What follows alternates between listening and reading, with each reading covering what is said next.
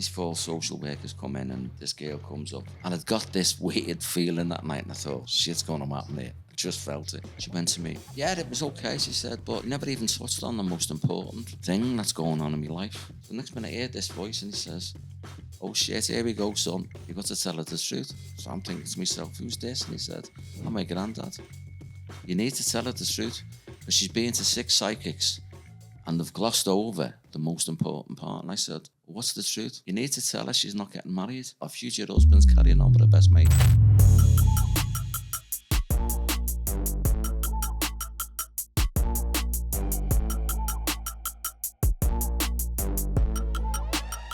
Phil, a massive warm welcome to Shake the Mic.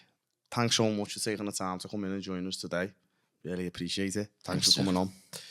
I seen a quote you posted on social media, which read, life is like a camera. Focus on what's important. Capture the good times. Develop from the negatives. And if things don't work out, take another shot. What an amazing quote. It's a fantastic analogy, and life's definitely about perspective. How much of an impact do you believe perspective has on our lives, and how can we alter it for the better?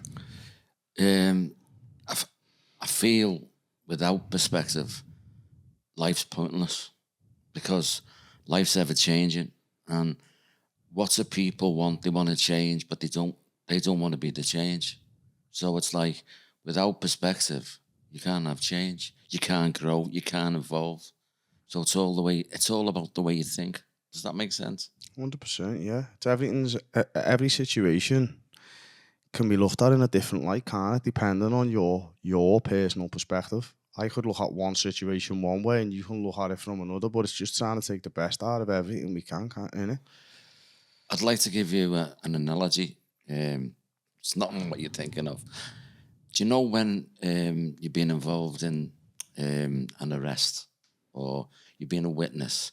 By the time it goes to court, 18 months, 2 years, your perception of that has changed. Whether you're aware of it or not, you'll just remember certain things and you'll be adding things on and this, that, and the other. That's a bit like what we're talking about.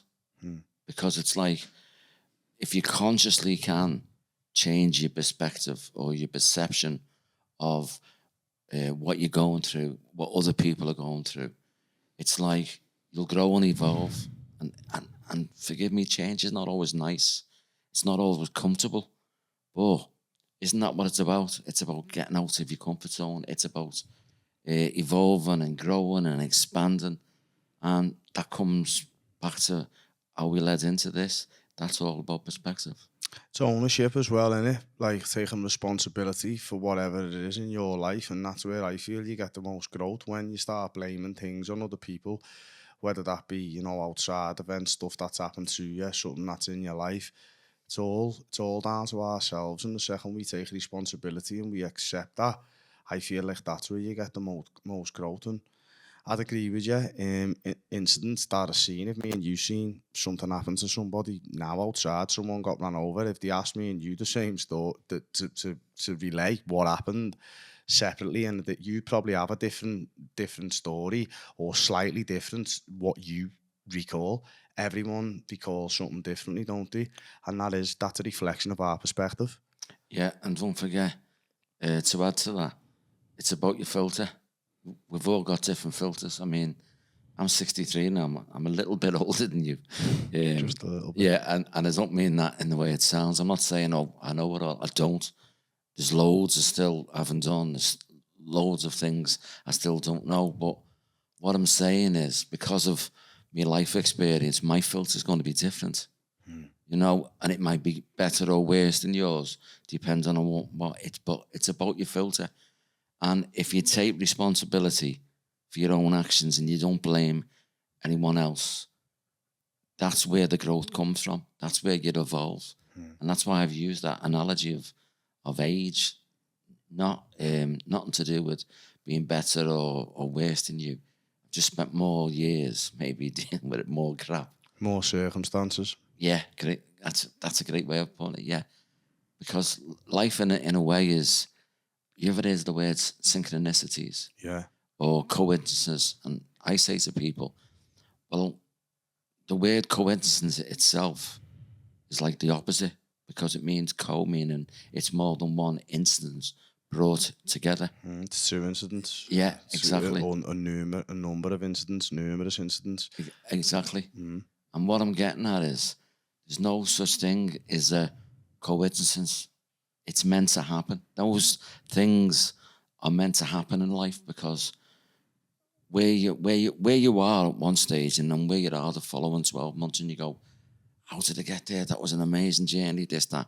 But it started with a situation where you met someone and then they knew this person. And especially in Liverpool, what's it all about?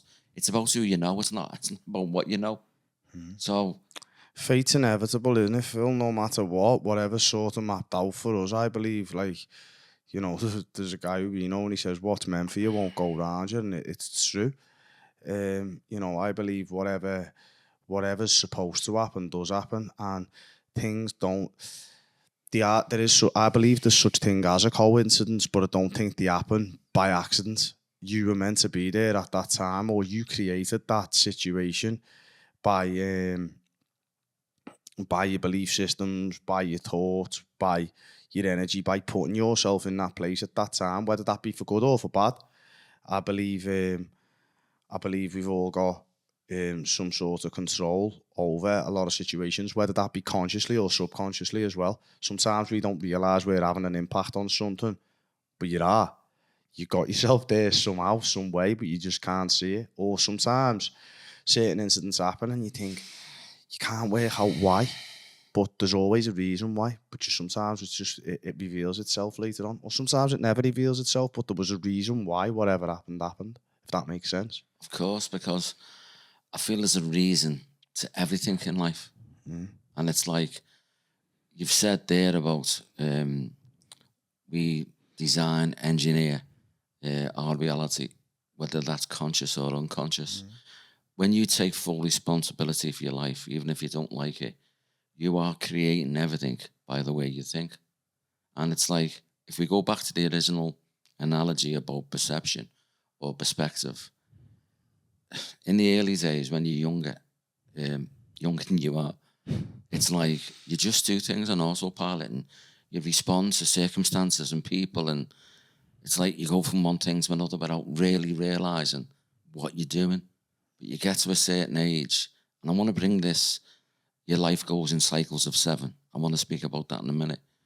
But you're creating everything by the way you think.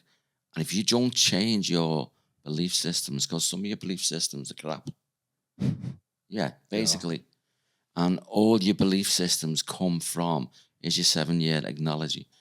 Your life goes in cycles of 7. So from the day you're born as a baby until 7 years of age, an old analogy again, you've heard of it. Give me the child, the boy, I'll give you the man at 7. Give me the girl, I'll give you the woman at 7. Them first 7 years we learn how we think, how we feel, how we experience. That's our emotional selves. But then we take it in to everything we do going forward. So at 14, you know what it was like when he was 14. Yeah, I'm the cock of the school. I can do this, I can do that. 21, you think that you know everything. You won't listen to no one. 28, it starts changing. You think, hang on, something's different here. Then you get to 35 and you think, hang on, if I'm lucky, I'm in a midlife crisis here. I'm in the middle of my life. If I'm lucky, I'll live till 70. Then you get to 42. Then you're starting to change completely. 49, you think, hang on, there's more years behind me than there is in front of me. 56, 63, 70. If you're lucky enough to get to those ages, the later ages, you'll have life experience. And if you're lucky enough, you can pass that on, either to your kids, your grandkids, or the people that you come into connection with. And in what I do in my role, I feel that's part of what I do. Do you think there's a connection with the number 7, Phil? Do you think there's a reason behind why we evolve in periods of 7 years?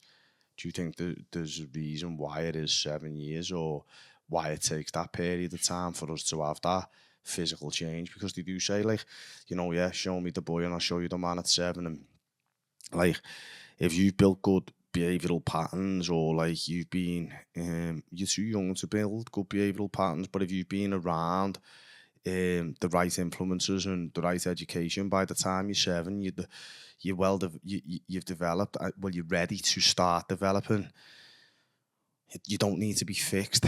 Where if you've been around madness from 0 to 7, well then you've already got to start changing things, because you've built like the motherboard then by that point, haven't you? You've got that structure in your mind of how you see the world. You've created perception, going back to what we were saying. Like, it's a world view. Like, we all view the world differently, and like, if you put a kid in a situation of like trauma, a broken home, madness, by the time they're 7, their worldview will be different to somebody who's come from a steady family background with a lot of normality around them. And then if they continue down that road, by the time you see that kid at 14, they'll be 2 completely different people. Well, that's only because they're both exactly the same. They come from the same spot when we've been born, but they've just had different life experiences to get you to that stage. And then you get some people get to a certain stage in life and they want to change, or they want to change the view of the world, and then that takes work, doesn't it? You've got to start stripping everything back to get back there, to put it right. So can I answer your question? The only thing I can say about the 7, and I'm not religious, but I've just got to use this analogy. God created 7 days in a week, and then we start again. Possibly could come from that. If you go to Las Vegas and you're playing on the slot machines, 777, it's like, so there must be connection with the 7. There must be, yeah. But I'm not into conspiracy theories. But if there is someone out there, or there's a group of people that basically control us, like a bit what happens in lockdown. I think you've got your own take on that one. Yeah, exactly. But numbers are significant. Television is a powerful media. As much as that we've spoke about social media, and that's good and bad in equal amounts, depends on how it's used. Carolyn Flack, she took her own life because of social media. Yeah, that's what I'm trying to get. But television, we're sitting there watching advertisements. And what we don't know, we're getting brainwashed. We've seen this thing on the television. Oh, look at that. Look at that Sony television, 42-inch. Oh, I'd like that. We go to bed and we forget about it. And the next morning, we're out shopping. We need a new telly, don't we? Next minute, we get the Sony 42. That's a good example. You get what I'm saying, don't you? Yeah. That's a good example. And I think this 7's got something to do with that as well. Mainstream media is programmed for us to see what they want us to see, or what they want us to believe, and that again helps create your worldview. And my worldview and my world economics is completely different to everyone else's. You know, Phil, it's mine and mine alone. So when I wake up in the morning, I don't watch telly. I won't watch the news. I don't watch the news at all. I don't watch it. I will watch the telly, but I won't watch mainstream telly. I'll bang something on Netflix or something like that, but I won't watch stuff like just general, like normal channels. I'll choose what I want to watch and I'll watch that. I'll have some wind down time. I'll spend a lot of time watching podcasts and stuff like that. But the reason why is because I'm aware that it's creating my view. Now, for example, my father-in-law, my missus' dad, he'll come in the morning. Oh, have you heard about blah, blah, blah? The economy's fucked up. This, that, the other. Is it that? Mine isn't. I'm doing me. I'm going to work. I see it like people say, oh yeah, everyone's struggling. There's a lot of people who are, but not everybody is. And I don't want to be that everybody. I'm going to be me and do me. And that's how I see things. So I try and create my own space, my own world. And it's like, if you're sitting there and negativity's coming in, you start to believe it. You're thinking to yourself, my business isn't going to work because the economy's smashed, or, you know, you start to believe I can't do this or I can't do that, or someone turns around and says to you, oh, you can't do that. That's on their perception of their belief of whether they can or they can't. It's got nothing to do whether you can or you can't. It's if you believe you can do something, you can do it. If you believe you can't, you can't. Yeah, and it's all your own self-belief system. And a lot of that is altered from external. all of it is from what we see, what we feel, and it's that feedback, innit? What's going out, what's coming back. It's like, oh, so if you're surrounding yourself with, you know, watching stuff that's negative, well, you're gonna start and you're socializing in negative circles, and you know, you're living in a negative way without even realizing it, then it'll start to impact your life. And the same for the positive, it's the same effect, innit? You know, which way we go, it's a domino effect. The more of it you get, the more of it you do. Would you agree? Yeah. I've got a big flat screen television and it's up on the wall. I don't watch any telly. It's not the Sony 42, is it? No, it's not even as good as that. But the reason I mention that, I've got a Fire Stick and I'm a blue nose. I mean that. We were going good, yeah. Yeah, I know. I seen that on your computer there. The kids in the red kits. But I'm not a bit of blue. Okay, let me say that to you. But even that in itself, I watch footy. Now and again, I might watch a movie, but most of the times I don't. I sit in the stillness. I'll read. And I'm going to give you an example of what you just said. I got into these Lee Child's book, and the main character in the book is Reacher, and he's 6'6", built like a brick shit house. He's an ex-commander, I think, of the Navy SEALs or something like that in America, and he goes around killing people, but not because he's a baddie. He kills bad people. Yeah. So there was like... when I stopped reading it, I'd read 17 books. And by the time I got to that, because of my sensitivity, I can feel what's in the book. I know that sounds nuts to you. No, you connected with it. Yeah. And it was like it got that way where I was feeling negative. Yeah. I was feeling everything that he was going through and everything that he'd put. Yeah. And I was feeling it and I was thinking, I've got to put these books down. And now I read before I go to bed, or I'll read in between readings in the daytime. And it's normally, I found myself reading books of either pre-war, when the war's finished, afterwards and things like that. And it's making me grateful for the struggles that I've got, because people back in then, they rationed. Gratitude's a powerful tool, isn't it? Oh, God, yeah. Do you know what I mean? And it's like, I wanted to share this with you. My childhood, I think I was sheltered. My mum and dad had their own problems, but we weren't taught about what was out in the outside world.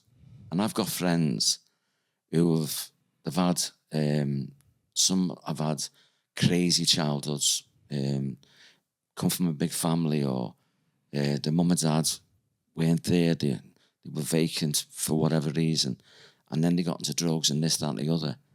And there's this flight or fight mode, and when they're backed into a corner in any situation in life, they're like a rat.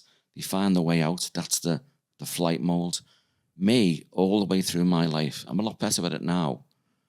I would just, I'd get paralyzed and I wouldn't know what to do. And that was to do with my sensitivity.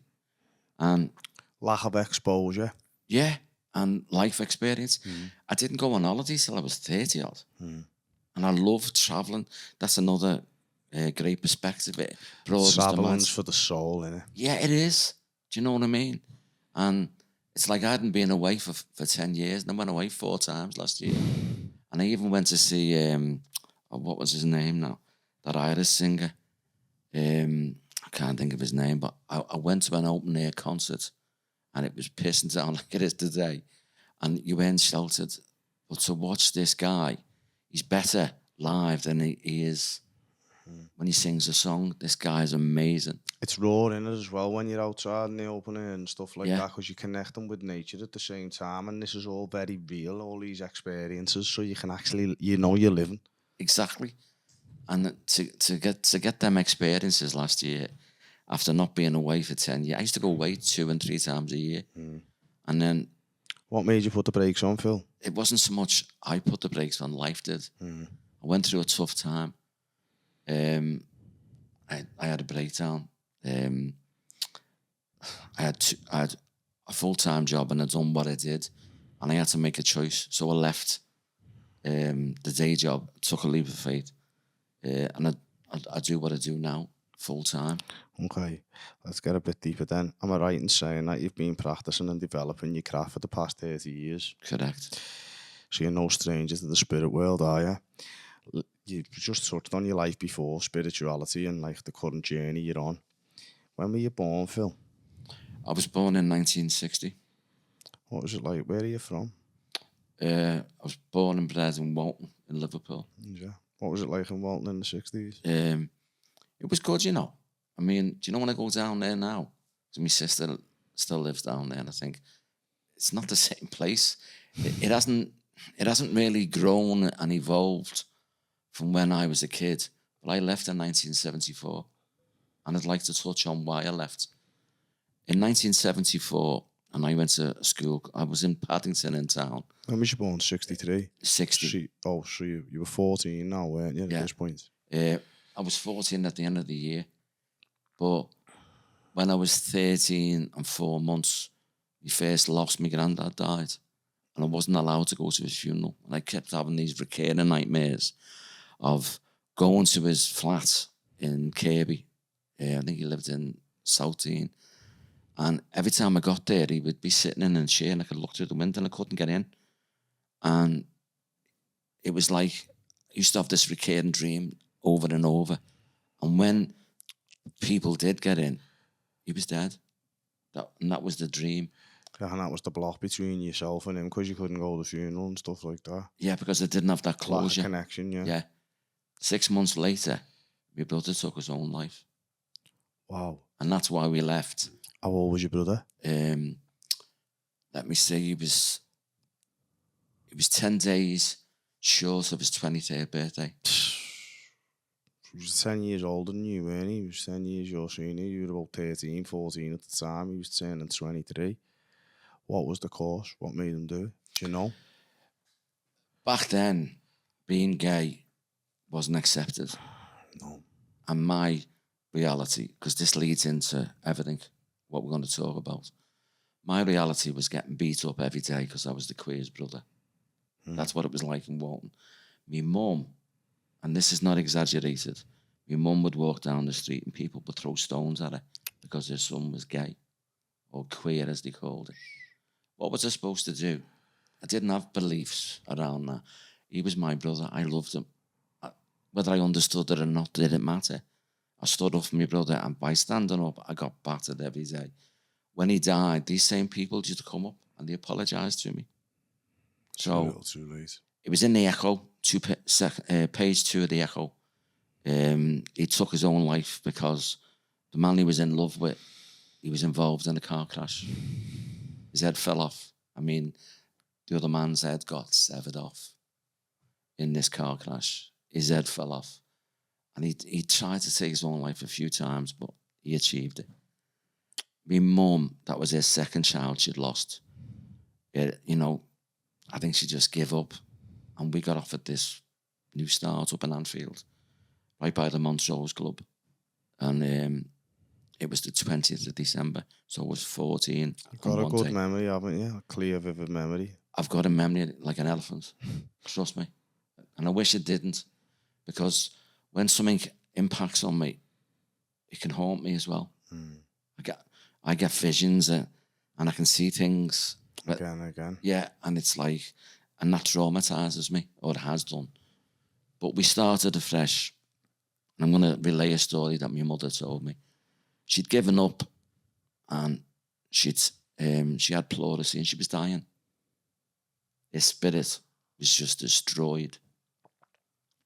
And she said to me, my brother come to her. And he said to her, Mum, Philip needs you. You can't die. Philip needs you. And she just kept relaying that over and over. And I know she was never the same woman. I even think when she got cancer years later, she had her breast removed. Then she had a fall in the bath and broke her pelvis in 7 places. And it was like she was just battling. Her whole life was just a Do battle. you think the day he died, fell apart of her died? Yeah, and I think that's consistent for everyone. It's like if you have a love for someone, just like you've got a hate. It's like people say, I hate him or I hate her. Straight away, by having that emotion, you've got an attachment to that person. Yeah, definitely, yeah. Yeah, There's connection. Yeah, it's an energy. So it's like you're not letting go. Some people don't know how to. That's different. Everything's energy in a film. Everything is energy, yeah. We're made up of energy. It's crazy. We're just atoms of energy in it, and what we put out, we get back. That's why, because it's that vibe you're on, that frequency, without getting too deep. Yeah, but even your thoughts are energy. Yeah, they are. That's what I mean. You project a thought out there, and whatever you think about. If you think about, for example, a certain pair of shoes, I want them. You've seen them. Now you've seen them. It's in your mind. The more you think about them, you think, I want them. I want them. I want them. Eventually, they materialise. They end up in your hand. You went to work all week and then you thought, I'll put a few bob away for them. You've done the same thing the next week and eventually you went and got them. Well, those shoes wouldn't have ended up in your hand if they weren't in your mind in the first place. Whatever's in your mind, you can end up holding it in your hand if you think about it long enough and you focus on it enough.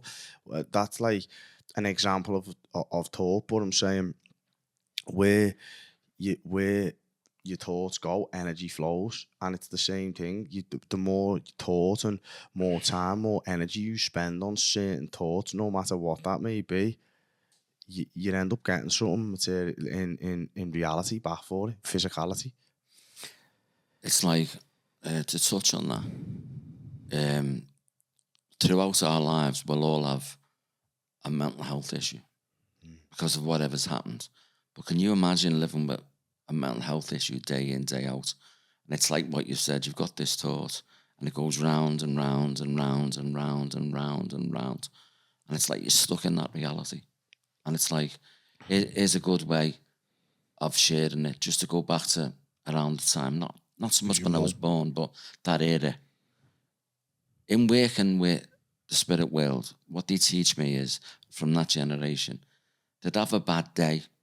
It'd start with a bad minute, and the bad day would become a bad week, and the bad week would become a bad month, and the bad month would become a bad year, and the bad year would become bad life, a bad decade. And then 30 years later, from a bad thought, the bad life, there's a bad life. The younger generation, and I mean that, these young kids that have come to the earth, it's like they're teaching the older people. I mean, I've got little grandkids as well as big grandkids, and it's like, out of the mouths of babes, they're teaching us how we should be. How to break free from these things. Jordan Peterson said something, I don't know whether you know of Jordan Peterson, but Jordan Peterson's mind blown. He's like a psychologist, very educated man. And Jordan Peterson was saying like the same thing about moods and temperaments. Like a bad mood can become a bad temperament, and a bad temperament can become a bad personality. You know, if you stay angry, if you can let it go, fine. But if you can't, you stay in this place. It's like, ooh, he's got a certain temperament about him. He doesn't seem happy. I mean, he's not right. And if you're living it long enough, it becomes a personality and it creates who you are. And what you've just said there aligns with that perfectly. And I couldn't agree more. It's when we hold on to things, we give it energy. But if you can let it go, that energy dissipates and you can move on. But we struggle to let it go. Well, a lot of us do, but it's when you hold and you focus on it. Some things affect us more than others as well. So, like, if that's something like serious in your life, something big, it could be something that's got substance, like death or like a loss of a person who's still alive, but through a fallout or a breakup, or it could be something impactful in your life and you just you can't seem to let go of it. They're the ones. And then there's the more trivial things, the everyday things. It's like, oh, bastard, that happened, or this happened, which was unfortunate, but you can let go of it easier. But we all seem to hold on to certain things and they're gone. We can't let go of it, and they're the things that seem to manifest into bigger things. They evolve, and it's something that's there. It becomes a part of you. And if you can't let go of it, it can eat you, can't it? It can burn away at you. Exactly. I mean, one of the most powerful negative emotions is actually a positive emotion. I know that's a contradiction, but I'm going to explain. Anger, when it's used in the right context, can be such a driving force. So if you're angry about something, about an injustice, put your energies in to making it positive. So you create that anger, because it's a fast energy. It's like, and that's why you see men fighting when it's fueled by drink or drugs or this, that, and the other. But can you imagine being aware of that anger and thinking, Using it. and I'm going to use this for positive. I'm going to change my world. And if I can change my world and that impacts your world and your world and your world and your world, we create a different world. And that's where we're at in today's society. We touched on it before. In lockdown, it was like people adapted to the circumstances. But when they come out, there was a lot of fear. I honestly thought we might have learned and we would have been more kind and more compassionate and more... People forget. Selfless. But people become selfish. People don't give a shit anymore. Not everyone, but everyone's out for themselves. The world's a different place now, Phil. Is like, I walk down the street and like I smile at people and they just look at you and they walk past you and it's like, wow. Or like when I was growing up, like you walk past someone, you smile at them, you let on, even if you don't know them. I'll sit in my car, I'll let someone go, they'll drive past and they won't say thank you. The world's just a different place now. People don't have that same decorum for other human beings and they don't seem to have that same time or that same decency. And it's sad. But that's the way of the world now. I'm touching on what you were saying there about negative emotions being a positive one. I had Kev Deves on this podcast last year. He's a mindset coach and he's really good. Mind shaming. Shout out Kev. And he was saying anxiety is the same. He was like, anxiety is not the fire. It's the fire alarm. It's telling you there's something underneath this and there's an issue. You need to address it. That's why you're feeling like this. Every emotion there's dark and light too. So if you're having a bad emotion, a bad feeling, they're built in, they're installed to protect you. Do you know what I mean? Like, you know, if you feel fear, it's to make you aware. There's fear on different levels, like fear of something's going to happen to you, something dangerous, but then there's fear on another level that we don't understand, like in the subconscious. Like, if you go out to cross the road, you look both ways. Why do you look both ways? Because of fear. Because you know if you step out into that road and you don't look, you'll get hit by a car, or you could potentially get hit by a car. But that's not, you're not like, oh shit, I could get ran over. You're not like that. It's not at that level, but it's there. It's just at a low level. It's like, I better look both ways. Why? Because something could happen. Because fear installer and it's grown and you've become to learn to live with it and you know it's there. Or there's fear on another level where it's like, it's really big, it's there, and then it's impactful on you and you've got to try and live with that and live in the moments. But every single emotion that we have, for good or for bad, a lot of the bad ones are all for a good purpose. It's learning, again, perspective on them. Yeah, it is. And did you know the mind doesn't know the difference between fear and excitement? So that feeling, come on, we've all had that. It's like when you're afraid, you can shake with fear, but you can also shake with excitement. Yeah. And it's like, but the mind itself doesn't know the difference. We know the difference because they feel smart. Yeah, they feel difference, but the mind doesn't. The mind can't disassociate, so it's the same thing. So we've got to then assimilate that ourselves, and we're supposed to be the intelligent life form in the universe. It makes me stop and think at times. I think animals are more intelligent than us. Yeah, but that's another story, isn't it? Do you know what I'm trying to say? Aside from your professional life, who are you as a person? Who is Phil Smith? Oh God, that's a good question. Who is Phil Smith? I feel I'm caring. I feel I'm compassionate. I feel I've got empathy. I feel I've got understanding and knowledge. And I think at times I'm too deep for my own good. What was you like as a boy? Very much like I am now. Very inquisitive. Always looking for answers. I mean, I'm 63. And you're still looking. And I still ask. I've got a friend, she says to me, God, you're like my 7-year-old. You're always asking questions. I am. I think it's good that. It's just the way I want to learn. And I ask questions that don't serve me, that I don't really need to know about. But for some reason, there's that inquisitive side to me. It's like, I want to know about that. I want to learn a little bit about that.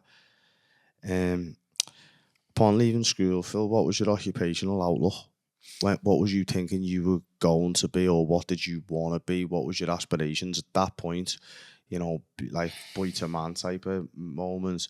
You're leaving school, your outlook on the world. What was you thinking you were going to be, or what did you want to be? There's only one thing I wanted to be. And I wanted to play for Everton. Is that, yeah? And I was good enough. Was you? Was you a good footballer? Yeah, I was a good footballer. And it's like, I'd ended up playing for a local Baptist church, and I was the captain. They called me Psycho. And it was like, because I used to go through people in tackles. I was hard, but I was fair. And I could put the ball across. But then I found the grafting and women and cities and alcohol. So I didn't make it. You didn't. I didn't make it. But there was also an underlying of a lack of self-worth. That was the reason. Yeah. I wasn't disciplined enough. I didn't believe in myself.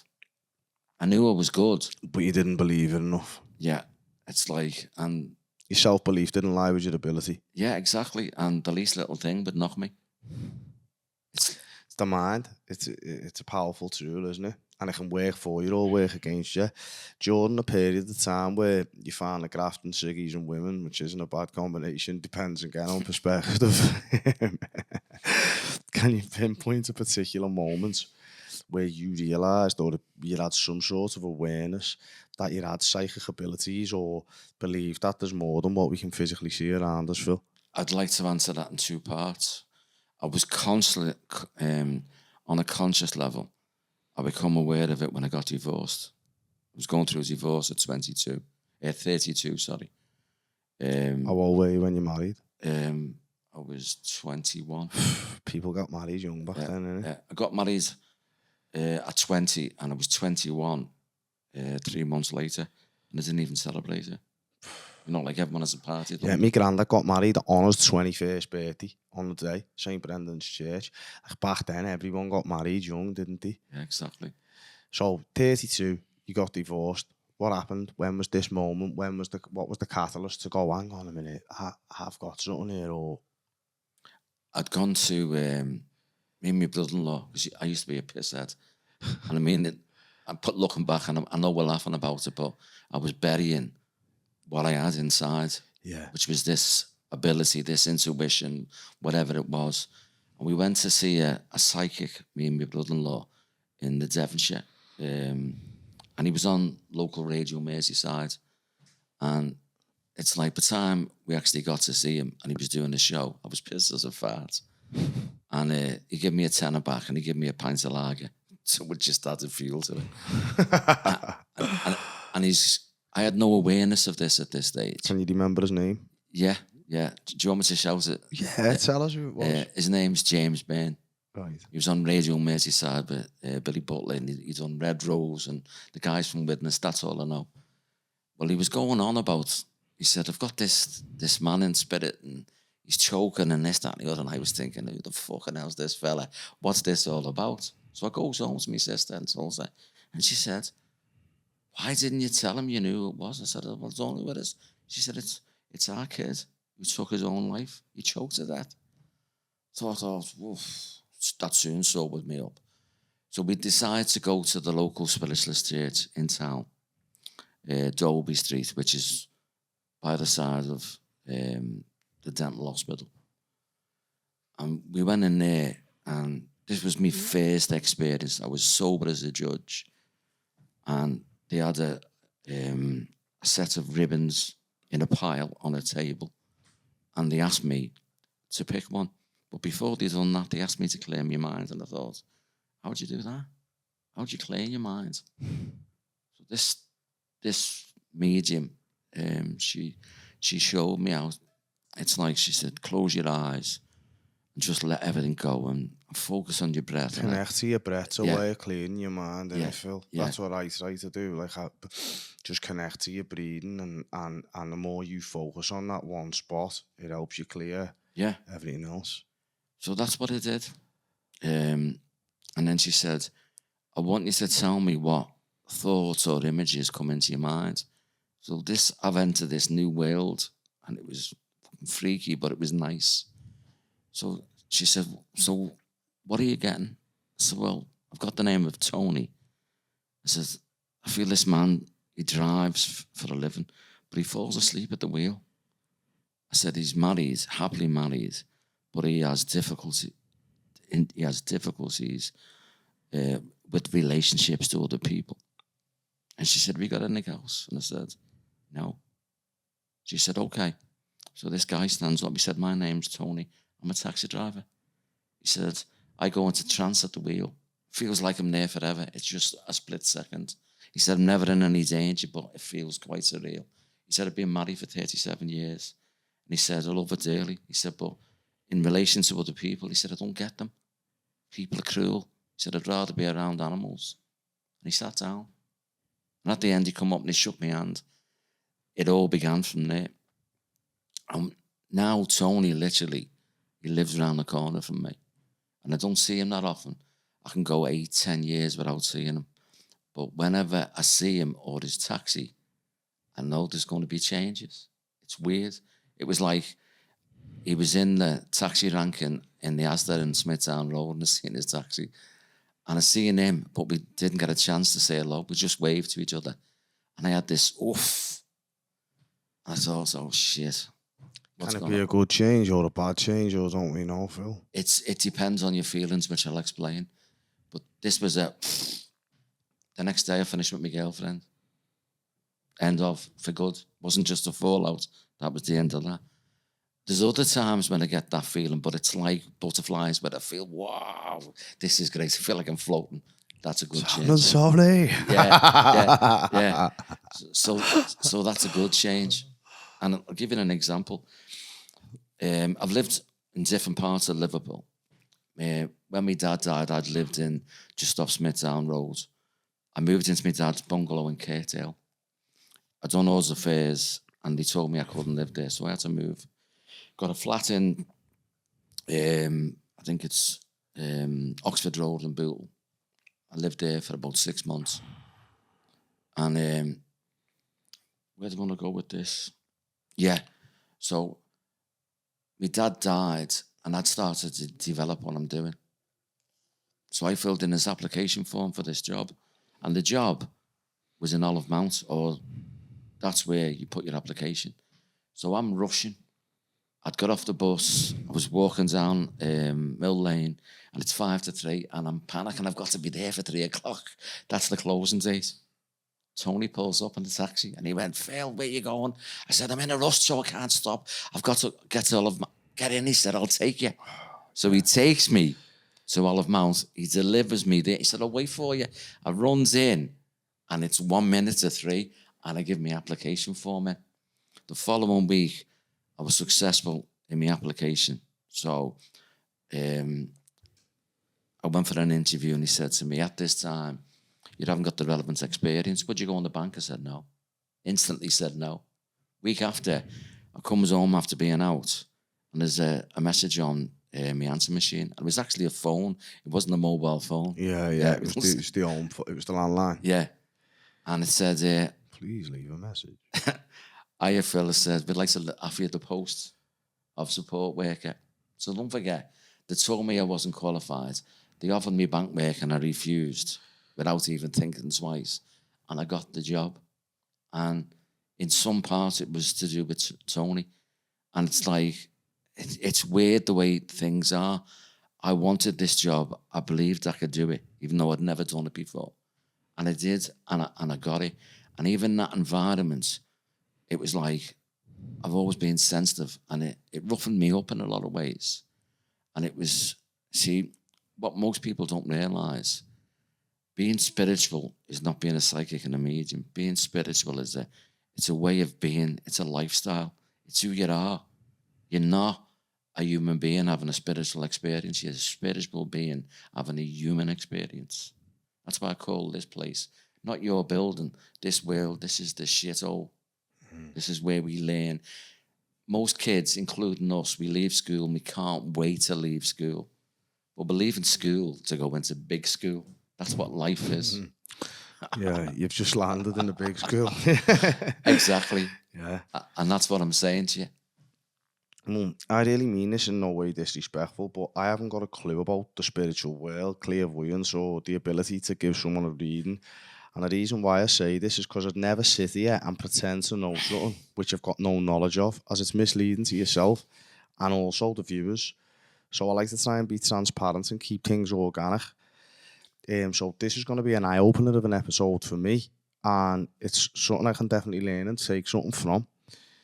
So, like, I mean, a lot of people don't understand your world either through a lack of education, exploration, or just narrow-mindedness. They don't want to learn.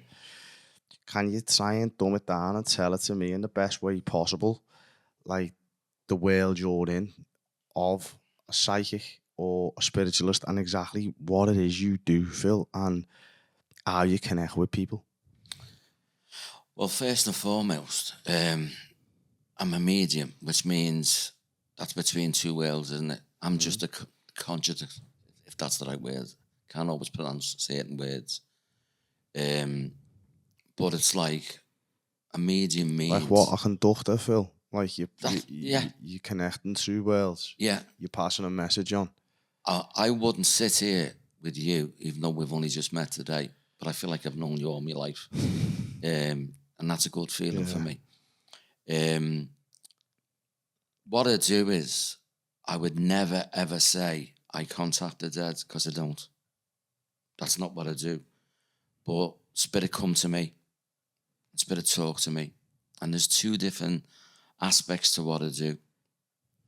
There's the psychic side, which means I'm tuning into you. I can tune into the energy of the person, the energy of the situation. Or I can have a direct connection, communication to the spirit world. Sometimes when I see spirits, I literally see them. Like I'm seeing you, I can see them. Other times... Does that ever worry you, Phil, or not? Are you at one with that? Or did it? And you've grown through? When it first happened, it happened in such a way it would freak anyone out. I didn't get a full person. I'd get an arm or a leg. I'd get a head or the top of a body or a foot. And I'm thinking, what's that all about? Now, it can work differently. Sometimes I see them physically. Sometimes I see them in my mind's eye. Sometimes I just sense, as you develop your abilities, your gift, whatever it is you want to call it, it's like it changes over time. Like life, it changes and it grows and evolves. And in some ways, it gets harder, but it gets easier. And I know it's a contradiction, but... How do you try and hone your craft, Phil, when it's something like that? Where obviously, if you're an engineer, you turn up every day and you practice, or if you're a footballer, you know what I mean, or if you're a mathematician or whatever that is, a singer, you turn up and you sing every day. But with you, how do you practice that craft? How do you get better at that connection? How do you get more advanced with what you're doing? By being human. That's the best way. I mean, that's the simplest way, but I'm going to explain what I mean.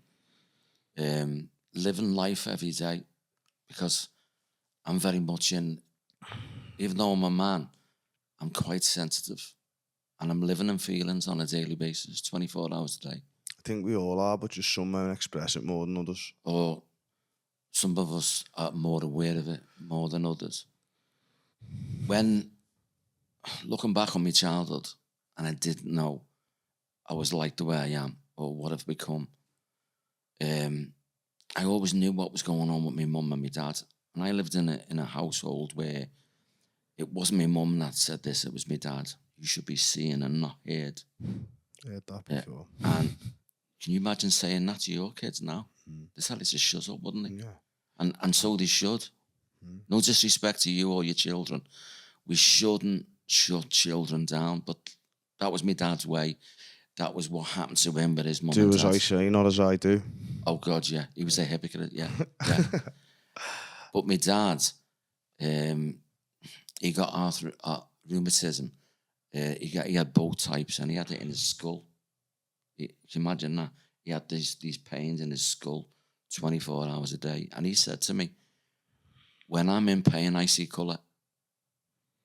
And I thought, my mum done the tea leaves, but didn't know why she'd done them. She'd done them for herself. She never done them for anyone else. So I'm already in this world that I know nothing about. But I was feeling everything. My mother was a Cancerian, so she was very emotional. That was her world. She was an emotional person. And she'd had her own struggles. And my mum would sit and she'd listen to me, and she'd answer all my questions when my dad wouldn't. He wouldn't answer one question.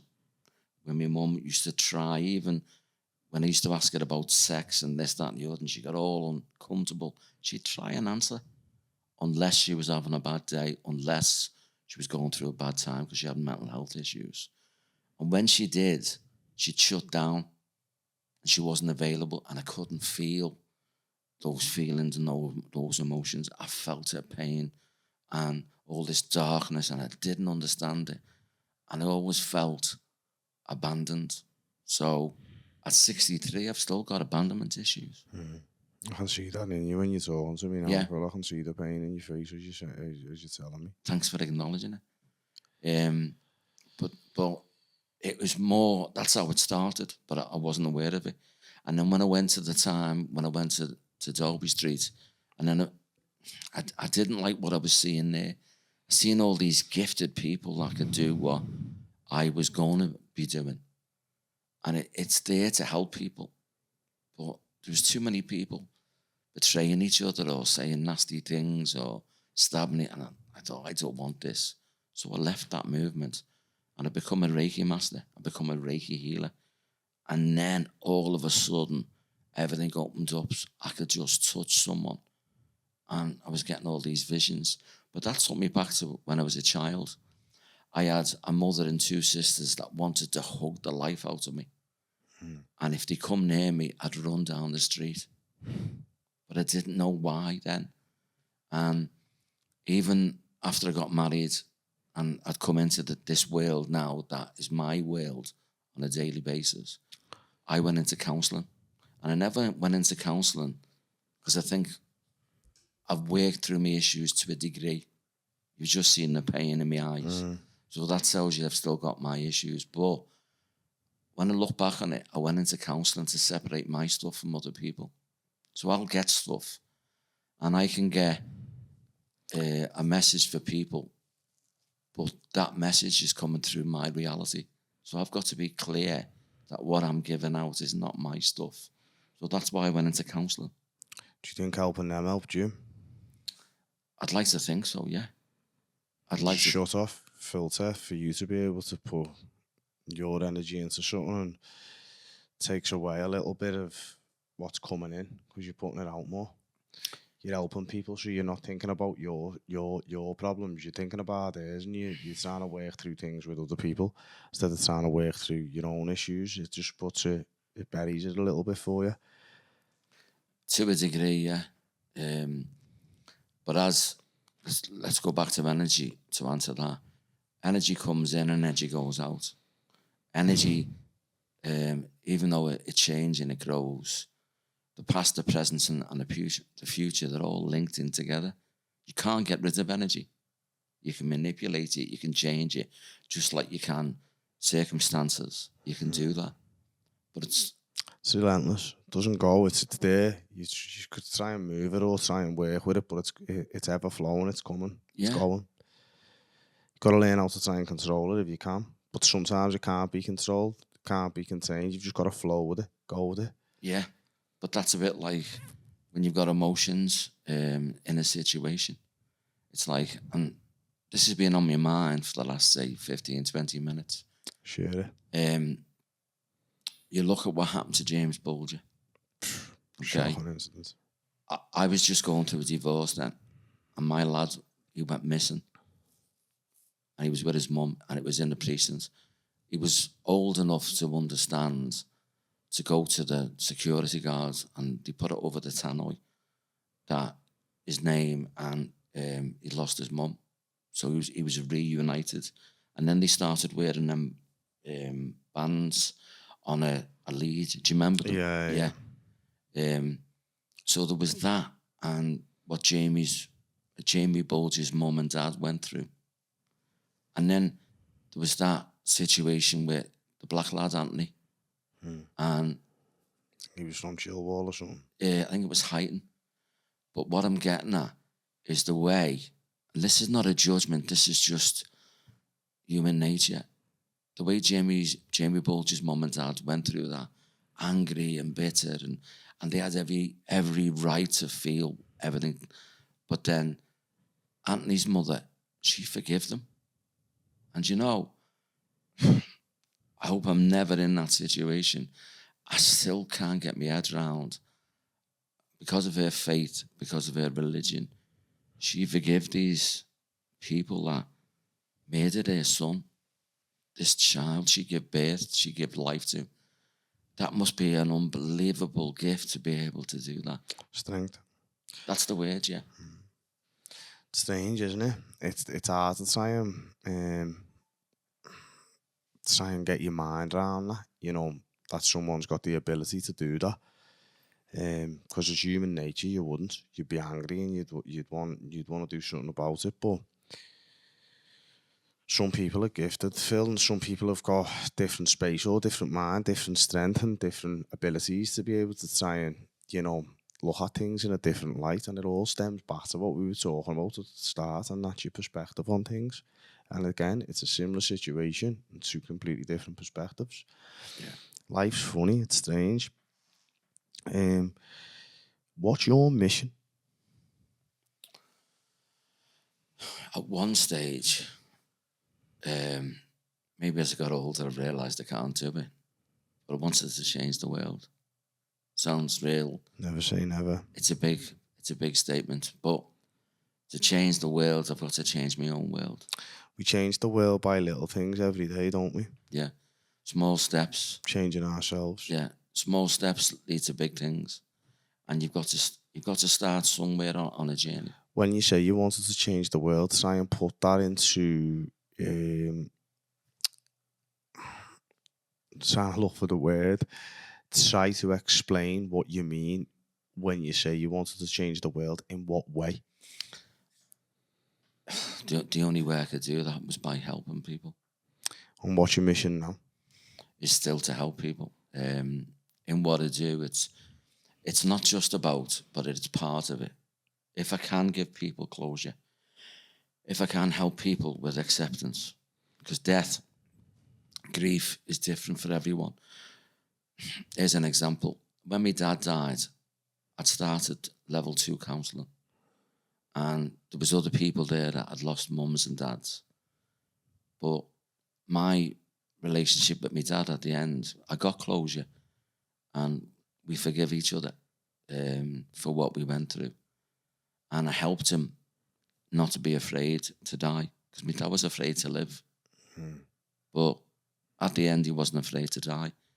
And when I done the course, there was people on the course, and I'd said my dad's passing, his evolution to there, I'm going to use that as a springboard to live my best life. I'm free now. My kids are grown up. My mum and dad, they're not here no more. It's just about me. It's just you. Yeah. It's how you play it now. But I got criticised by people on that course because they were still grieving for their parents. So I was perceived as being arrogant and cocky, and Jack, it wasn't like that at all. That was just my experience.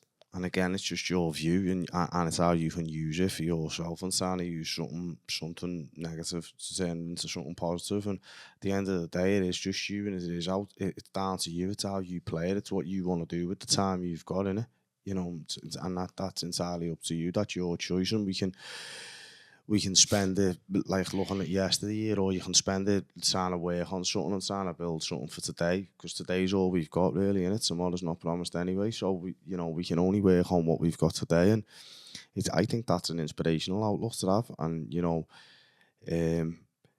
like that'll give you some sort of peace knowing that like you helped your dad like face that, because obviously death's daunting, isn't it, for all of us, because it's the unknown, and I don't care where you're from or who you are, the thing that we all fear the most is the unknown, whether that be the dark, whether that be death, whether that be fucking sea, anything, something we don't know about tends to scare us. When you know about it, it's like, well, you know how to deal with it, you've got the answers to the problems or the potential questions that may be asked. But when it's the unknown, you don't know what's going to happen, it's an unknown entity, that's where fear usually starts to arise. I don't know what's going to happen there. Fuck. Where when you know, or you think you know what's going to happen, because life's funny like that, and it doesn't always work out the way you think it's going to. You feel at one with it, because you're like, no, I know what I'm going to do there. Or if you're experienced with something, it's like, yeah, I know how to do that. Sound, it's good. But if you're not, you start to worry because you haven't got experience there. And obviously, your dad passing, it is daunting for anyone. It's fear, it's scared, because you don't know what you're going to. You don't know where you are going. What is your belief on the afterlife, Phil? Do you believe in heaven? What do you believe in? Where do you believe we go? I feel heaven and hell is here. Do you think heaven's there and hell's here? Yeah, it's here in this world. Heaven is a state of mind. That's what I believe. Hell is a state of mind. There's my beliefs. Do you reckon when we die, Phil, what do you think happens to us? Where does our spirit go? I think we go back to where we came from. The source of life is not life. It's somewhere outside. Do you believe it's just an energy? Yeah, I do, yeah. And when someone like me connects to the spirit world, we're connecting to the personality of that person. Now, they haven't got a personality over there. So this is a good way of describing it. If I'm a medium, so I'm between two states, they come down from where they are to an astral plane, and I'll go up to that, and where that personality is. So that personality is talking to me, but that needs energy. Come back to that again. How do these messages come in, Phil? Will you just be sitting there, you could be in your own world, and bang, something will just go, poof, hang on a minute, someone's trying to connect with me, or something's trying to happen? Do you have to ready yourself to get yourself into these states? Or say, for example, you were going to do a reading with somebody, do you have to sort of prepare yourself to get yourself in a certain state to do that? Or can you just do that in a flow, in a natural state, in a flow state? Or, for example, if you're getting a certain energy from a certain spirit, can it just happen to you when you're eating your tea? Or is it going to be like when you're sitting there just on your own? Is it just on a whim? Or is there a certain place you get to yourself to try and connect to these things? Not now. When I began, yeah. I remember. Sitting there. Yeah. I remember getting to a state where I'd stopped drinking and stopped smoking and stopped eating meat. And I purified myself completely, withdrew from people, and only engaged with people when I need to. This went on for 2 years. He's an introvert. It's oh God, yeah. I think I've always been an introvert. I'm only an extrovert when I'm working. Yeah. Honestly. And in that time, I got that way where I liked the way I felt, but I didn't like what I was seeing. So I could meditate for 23 hours a day. That's crazy. I can't even do 15 minutes now. That's 30 years ago. So in that time, I'd meditate and I'd listen to what other psychics and mediums said. You need to do this and you need to do that.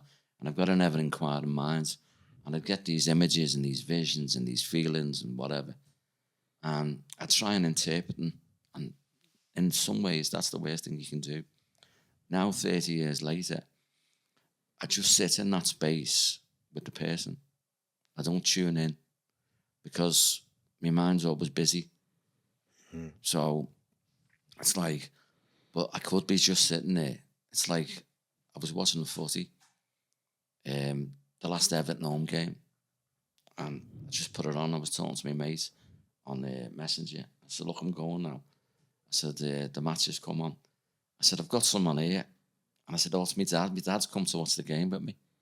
Just Does he think you're crackers, your mate? no.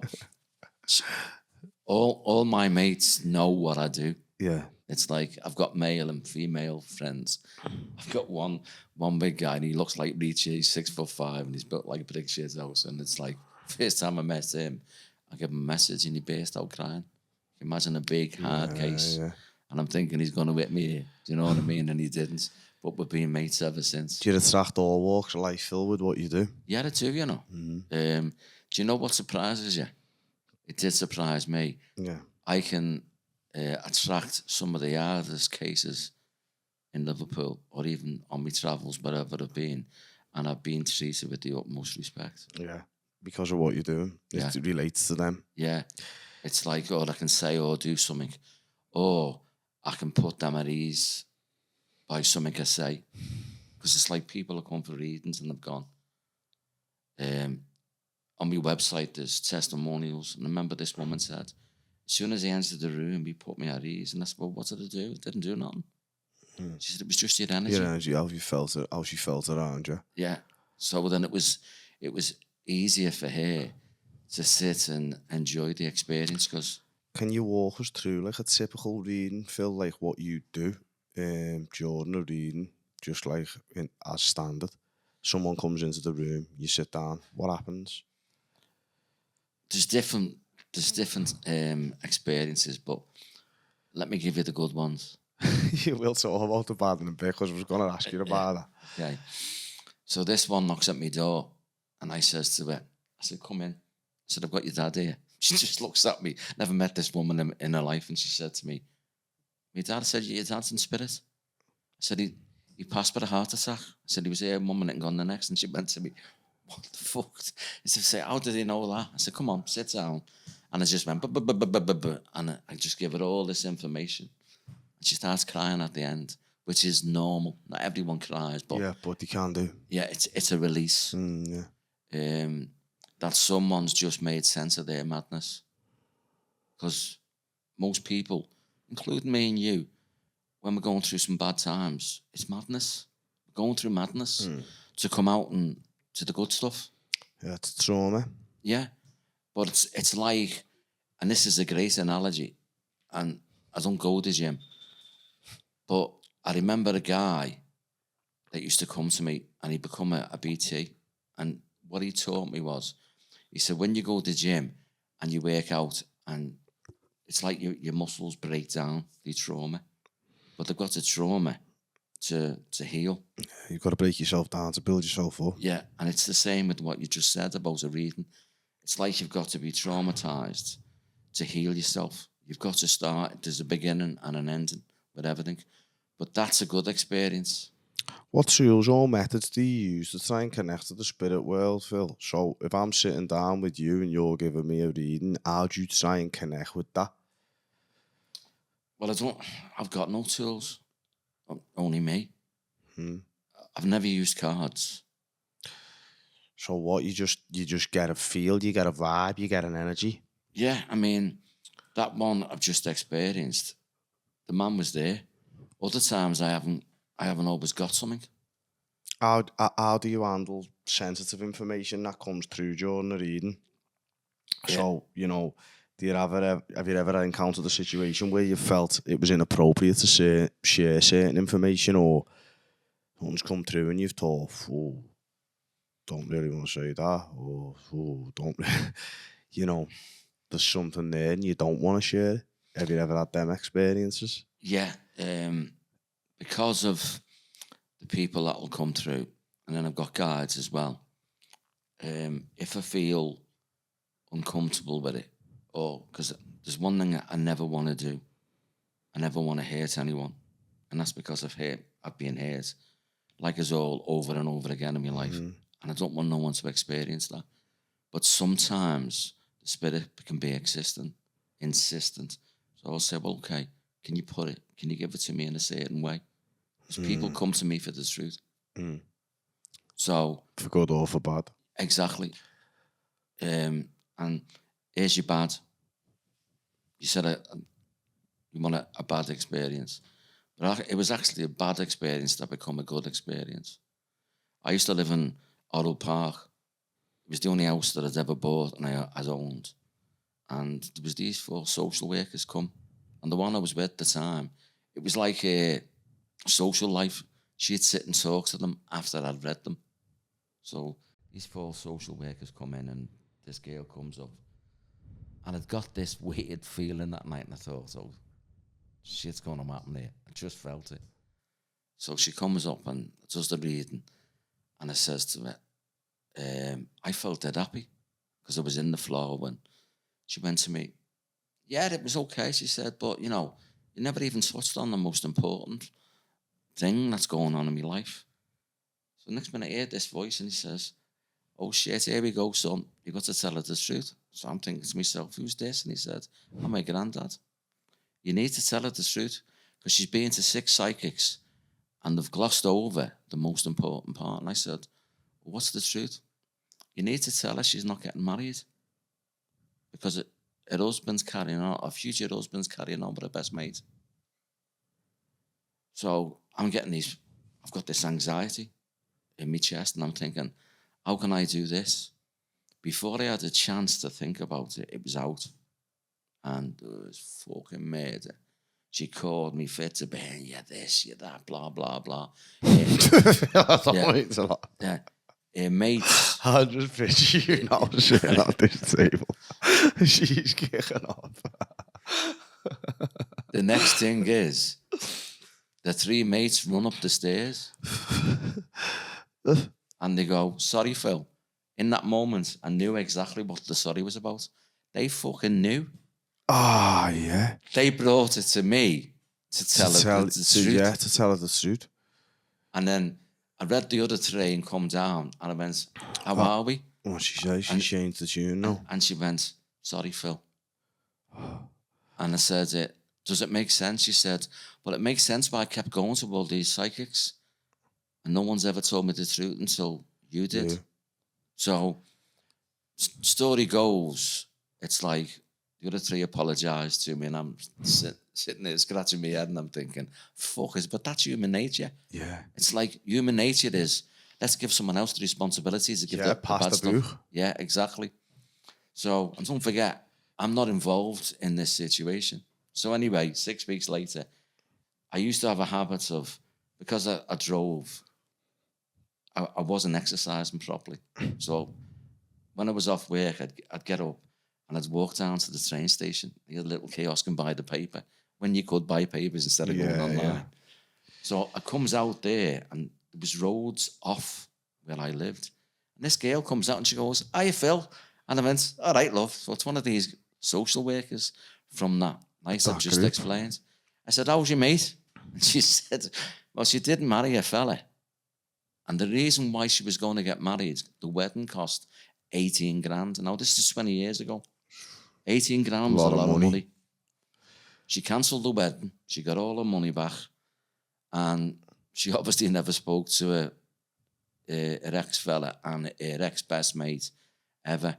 But she was happier than she's ever been. Should have knocked on with a bottle when she got her money back for the wedding. You feel? I know. Saved her a fortune. I know. It's a bit she owes you an holiday. Yeah. She could have given me a drink, couldn't she? Yeah. But there's your good and your bad. Have you ever had it, Phil, where you've got like a block where someone's come for a reading and you just don't know nothing, you can't tell them nothing, you're just in there and they're looking at you and they're wanting to wear something from you and you're like, I've got nothing to give you. Yeah. What's that like? Years and years ago, I wouldn't have believed that I would have had a block because I would have went until I got it. Now I'm not that naive, and it's because of this one experience. This woman had rang me up and she said to me, can I book in with you for a sitting? And I knew instantly her husband had passed over. This was an elderly lady.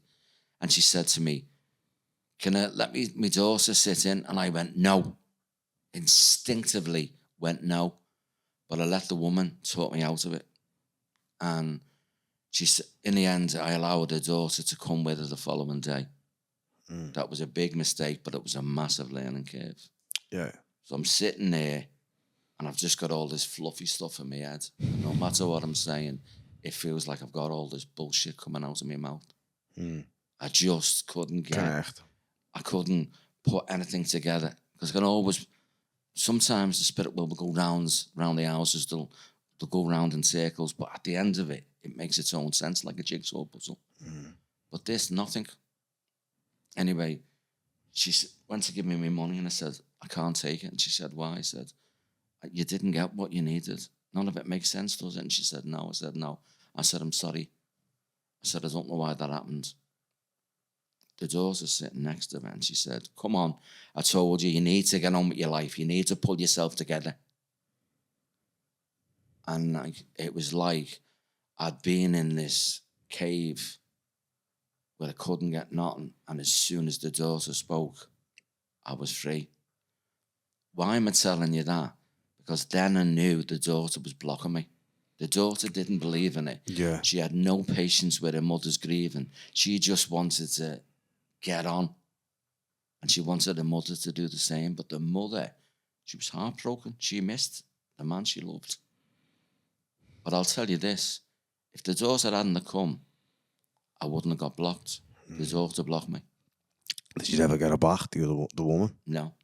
Do people ever come for a reading again, Phil? Like, if you've connected with them and you've connected with you know, a spirit and they felt something from you, they're like, yeah, I need to come back, I need another go, I need to see more and whatever else, and they want to know more, or they want to, you know what I mean? I've got women that have been coming to me for 19, 20 years. Yeah, they just keep coming again and again and again. And it's not every couple of months. It might be once every 12 months, every 18 months or 2 years. Yeah, you need a bit of time and space though, don't you? Because otherwise it's like if you come here this week and you get so much information, next week you're not going to be able to go, bang, I'll pull another load of information because you've given them what they've sort of come for. Is that correct? Or could you get something loads more next week? Yeah, you could. As long as that information that you've given them previously is being assimilated, it's being borne out, they've got what they've needed. Do you ever get energies that are difficult to work with, Phil, like in terms of when you're trying to reach through the other side, where you think, whoa, that's dark, or whoa, he's dark, or she's dark, or that certain type of feeling to a connection to a spirit you've got, where like maybe someone might go, when you said, yeah, look, it's a granddad here, and I'm telling you now, she's not, you know, she's not getting married or whatever. And like, you know, you've got that connection. Have you ever had connection where it's like, whoa, that's a dodgy person, or that's a scary person, or that's not right? A dark feeling, like a dark energy. Yeah. Voldemort's in there. Yeah, I have actually. There's two things that come to mind. I'd bought, I think this was 2002 or 2004, I'd bought the brand new Ford, it was a Ford Fiesta. They changed the shape from the little to a sort of a bigger car. And I'd had a car crash. Give that car to me partner, and I bought this new car. And I went to Norris Green. Wonderful place, Norris Green. Yeah. Okay. Shout out to 11. So I goes there, and that day, before I went, I felt out of sorts. I knew I had someone around me. You normally do when you go into an oxy. Yeah. Joking. No, you're not. But the next thing is, I'm doing 12 readings on the night. Parked up this brand new car outside. Never thought. Goes in, does these readings. Halfway through it, and he said, the worst is, I don't mind people having a drink, but when they get pissed, things it's all madness to you. Yeah. So this one comes in, and as soon as she comes in, I've got Granddad. Granddad says, you need to tell her about that issue that she needs counselling with. I said, well, you can't leave me with that. What issue? Sorry to interrupt you. Do you know when you're having these combos, are these in your head, Phil? Like, obviously, when they're sitting near the other side of the table, are you saying, well, you can't leave me with that, and they can hear you? Or are you just saying this in your head when you're looking at the person? No, in my head. In your head, yeah. Okay, sound. I just had to clear that up with myself. Okay, there. well, that was the inquisitive side. Just say that you come to me and I'm doing a reading and I'm talking to someone, you're thinking... I'm thinking, yeah, who's he fucking talking to him? Yeah, you know what I mean? He's fucking nuts, him. Yeah, he's just gone. He needs to be fucking certified. Yeah. How can I get out of this room?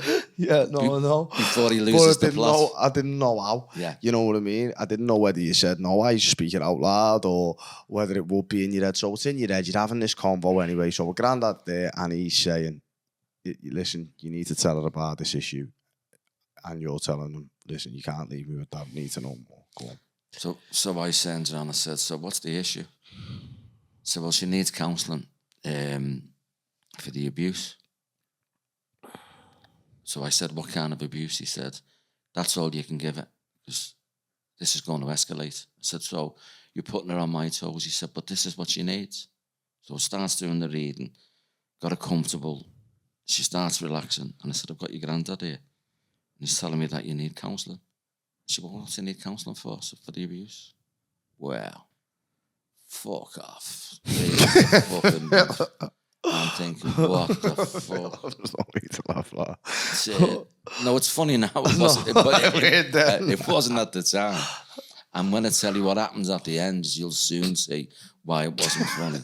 Go on. So anyway, she gets up, fucking runs down the stairs, and the narrow stairs are not a screen in the old houses. So I'm hearing going, fucking kill him and all this. And I'm fucking shaking in the bedroom. I mean, I've scared my own shadow back then. Yeah. So the next thing is, they calm it down, I finish my readings, gets me money, everyone's thank you, good night, blah, blah, blah. And I'm looking for the girl. She's not there. So I get in my car, I'm fucked, I'm knackered, just can't wait to get home. So I get in my car. Obviously, it's dark by the time I go home. Long night, 12 readings. It's a long time. Yeah, it's a lot of energy. Gets in, parks my car up, has a little bit of a drink, calms down. Settling down. Yeah, trying to get rid of... Bit of reflection. Yeah. And I used to always think, could it have been better? Could have been clearer? Could have done this? Could have done that? That's the way I used to look at it. Yeah, because you're trying to build it, aren't you? You're trying to improve. Yeah. So, goes to bed. Comes down the next morning, shower and shave, having breakfast, and the one on which she says to me, have you looked out at your car? So I said, what do you mean? She said, have you looked at your car? So looks out the window and I goes, what the fuck? So goes outside, and there's only got what I'm assuming was a screwdriver or... That's not what you mean. Yeah. It's just it's a fucking mad job. Well, it is a fucking mad job. But then they scraped it from the back, right across the top, right across the bonnet, across all the doors, right round the side, like that. So I phoned the insurance company, and this is where the spirit will look after me. So this is going to cost me 1,100 quid. And this is 20 years ago. So they said, because of your policy, you'll get a full respay free of charge. Oh, we like that. Because it's not something non-damage. So I said, okay. So that was that situation where I'd said something and it escalated. I went to Bootle, another great place in Liverpool, behind the Bootle Strand. Do you reckon it was her who scratched your car up, Phil? If it wasn't her, it was her boyfriend or it was someone connected to me, yeah. But... You don't know. If you think about what happened to the car, I'd scratched the surface, hadn't I? Mm-hmm. In what I'd done, I'd scratched the surface. And... Does it come to your mind, Phil, where you'd ever think, I'd love to fucking know? You know, like, what was that? What was that issue that was underlying? You know what I mean? Or you pass that way, you're like, fuck that, my car got scratched a bit. But you get a sense of what it was anyway. Yeah. You do get a sense of what it was. It was like when I was in Bootle, and it says, she comes in again, they've had a bevy, and I said, I've got your granddad here. She said, tell him to fuck off. I don't want that fucking bastard. He's a fucking child abuser. And I'm thinking, not again. not again. And it was like, just fucking couldn't believe it. And that's what happens in the readings. Not all, I don't want to leave you with that imprint, but some readings, it does, it triggers things. It sets people on a journey. That was one of the questions you asked me before. What's your purpose? What do you want to achieve? What I want to achieve is I want to help people to heal themselves. I can't, even as a healer, I can't heal anyone. But it's like, as a healer, you can imagine a pilot light on a back boiler. It's gone out. Someone's in pain. That pilot light's gone out. If by giving someone healing or through a reading, I put that, or I help to put that pilot light back on. So then, once the pilot light's back on, you can begin to heal.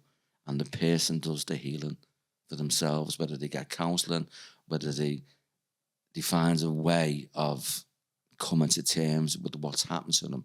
But if I can be the facilitator, if I can give them... The instigator. Yeah, the instigator. If I can give them the knowledge, the wisdom, if I can... You're a fire starter. Yeah. Twisted fire starter. But I'm also a fire sign. Trust me, I'm a fire sign. If I can lead them to the promised land, and that's not about religion, that's where they need to be their best selves. Yeah. Getting them on you're just the beginning of the journey. You're just putting them on the pathway to like healing, to say, right, okay, listen, this is the situation. And a lot of things start, and I was laughing and joking with you then, but a lot of things start with the truth, Phil, and like the truth hurts all of us, but unless you can actually face that truth or that situation or where you are, and we go right back full circle to the start when we said about acceptance. If you're not willing to accept your current circumstances, then you can never ever move forward, or you can never ever heal or grow or change. But if you can accept, right, this is who I am, or this is what's happened to me, or this is what I've done, or whatever the circumstances may be, you can then actually grow and move on from it. And a lot of them people who are saying, tell that bastard, don't, you know, or whatever, or stomping, running down the stairs, or scratching your car up, they're not willing to accept where they are or what's happened to them. And there'll be other people who are in similar situations, some maybe worse, some different circumstances, but they're willing to accept. They're the ones who are willing to grow. They're the ones who are going to change. They're the ones who need what you're trying to deliver, or what you are delivering. But from what I'm getting from it, some of the clients you're getting, they're not ready to receive what you're about to deliver. And when it comes, they're like, whoa, fuck. And yet they've come for that. Yeah. And trust me when I say this, I keep using the word sensitive. I don't like hurting anyone. And it's like, over the 30 years, I've asked for my guides in the spirit world to teach me, to give me the right words, to put it in a certain way that can help people to facilitate their own healing journey. Because the truth, it does set you free. And it's like, and here's one thing, and it's, I want to put it into two analogies to make it together. I used to think that you just said it as it was. My alpha, he was that fucking blunt. And I mean, it was really blunt. I'd bring my mate in and he'd say, in front of my mate, I don't like him. Shit, yeah. He's riff-raff. And I'd go, what the fuck's riff-raff? And he'd say that in front of this kid. Yeah, yeah. And then, do you know, like 20 years later, what he said was the truth. Truth, yeah. He just said it how it was. Yeah. Whereas what I've learned is the truth in that context can push people away from the truth. Yeah, because they don't want to face it or they don't want to accept it. That's such an impact, Phil, and significant impact you may have had on people's lives. Is there any, like, stories, or not even necessarily stories, but moments in your career, in your time, where you know you've had a significant impact on that person by carrying the work out, what you're doing, where they've either came to you and said, look, Phil, nice one, that's changed my life, or listen, that set me free, I can move forward. Or you might see someone 5 years later and they're like, Phil, fucking hell, when I sat down with you there, it changed everything for me. Do you feel return on investment, all that hard work and time and effort that you've put into trying to do this and pursue this career is having an impact on people and helping people change their lives. There comes a time every year when I don't want to do it. Might surprise you that, yeah. When I'm tired, when I'm hurting, when I'm frustrated, when I'm disappointed, when I feel there's no point to it. Why am I doing this? Yeah. And I say to them, you can fuck off. I'm not doing this. I'm getting a job in Asda. I just want to be like, I want to be normal. I want to be like anyone else, but I'm not normal. And I'm not like anyone else. I'm not better, but I'm different because I'm sensitive. And then in that moment, when I've decided I don't want to do it no more, these fucking people come out of the blue. I get emails, I get phone calls, I get text messages. I meet people on the street and they'll tell me how that reading changed their life, how that reading set them on the right path, how that reading made them think things differently. Is that what motivates you, Phil, to keep going? Yeah. Is that your why? Is that why you do it? Yeah, and it's like, for me, especially now, I think I've, in all the time I've been knowingly doing this, I've fought it. I've been conflicted, not by what I wanted to do or what I wanted to achieve. I didn't have enough patience. I couldn't see the bigger picture. But you get to a certain age and you get to a certain time in your life where you just accept things. And I think that's where I'm at. Acceptance. Yeah. It's difficult, isn't it? It is. I mean, I'm at a stage in my life where there's things that have happened to me, even recently. And I'm not going to go into that, but it's like, do I let that anger me? Do I let that eat away at me? Or do I just accept that for what it is? And what I can do, I'll do, but what I can't, I won't. And it sounds black and white, and it's not, because it's so intricate, it's so entwined. But you just get to a place where you think, is it worth my time and effort? Is it worth me holding on to that? Or can I put that energy somewhere else? Can I do this? It's like, and I want to talk about this to you because I'm passionate about it. This millionaire come to me for a reading, and I told him about this idea, this concept I'd had for a number of years. And here's what it was. I wanted to start a company where I got investment from local entrepreneurs, and then through demonstrations and readings and corporate stuff, I could raise enough money and awareness so that money could be put to the greater use for your homeless, for your mental health, for your refuge, for the mental health hubs, terminally ill people, kids with special needs. Because since COVID, there's less going into charities. But I thought if I could use my profile through people who have got money and we could write it off by tax. That was my thought process. But I've been told since that most people who've got money, they're not interested in that. They're interested in making more money. Yeah, but also is what you're going to do with their money. Yeah. But so I started a community interest company called Bringing Everyone Together, because that's the purpose of it, of bringing everyone together. And I told you about my brother before. That was 50 years ago he done that. So a mutual friend of ours, Anthony Russell. Okay. Shout out Taito. Yeah, there you go, Taito. His partner, Sarah, she's quite sensitive herself, and she said to me, Francis keeps telling me to tell you, you need to get his story out. You need to write his book. So I need to tell his story about his life and how it led to me doing what I did. And my youngest son, he's gay, and he always wanted me to go to Pride. And the first time I ever went, do you know the flyover? It's not there no more. They took it off in Dale Street. So I'm walking. I'm on this gay Pride, or Pride, whatever you want to call it, this walk. and I can feel my brother with me. And there's this fucking big rainbow in the sky. And I tells my son afterwards, and he's reduced to tears, and he said to me, if it wasn't for Uncle Francis, our life wouldn't be as easy as it is. And I said, but your life's not easy. He said, I know it's not, but it's easier than what it would have been if Uncle Francis hadn't have gone before me, and he hadn't have gone through what he'd gone through.